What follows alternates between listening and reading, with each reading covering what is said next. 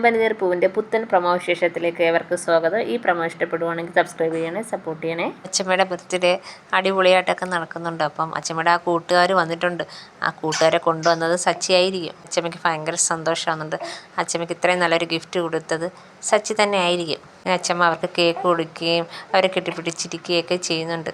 ആഘോഷമെല്ലാം കഴിഞ്ഞ് സച്ചിയാണെങ്കിൽ ആ സ്വർണം കട്ടത് ആരാണെന്ന് കണ്ടുപിടിക്കാനുള്ള തയ്യാറെടുപ്പിലാണ്. സ്തുതിയും കൂടെ ഒരു ദിവസം ജോലിക്ക് പോകാനായിട്ട് ഇറങ്ങുമ്പോൾ സച്ചി പറയുന്നത്, എവിടെ പോവുക, ജോലിക്ക് പോകണം, ഇപ്പം പോകണ്ട, കുറച്ച് നേരം കഴിഞ്ഞ് പോയാൽ മതി എന്നും പറഞ്ഞുകൊണ്ട് കഥവ് കുറ്റിയിടുന്നുണ്ട്. എല്ലാവരെയും വിളിച്ചിരുത്തി രവിയോട് പറയണം, അച്ഛാ ഇത് സ്വർണ്ണമല്ല, സ്വർണം പൂശിയ ആഭരണമാണെന്ന് പറയുകയാണ്. ഇത് കേട്ടപ്പം ശ്രുതിക്ക് മനസ്സിലായി പെട്ടെന്ന്.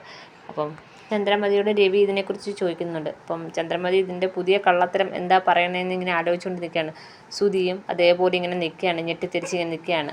സച്ചി ഇങ്ങനെ ശ്രുതിയെ നോക്കുന്നുണ്ട്. ഇതൊക്കെയാണ് പ്രമോ വിശേഷം. എല്ലാവർക്കും ഇഷ്ടപ്പെട്ടെങ്കിൽ സബ്സ്ക്രൈബ് ചെയ്യണം, സപ്പോർട്ട് ചെയ്യണം.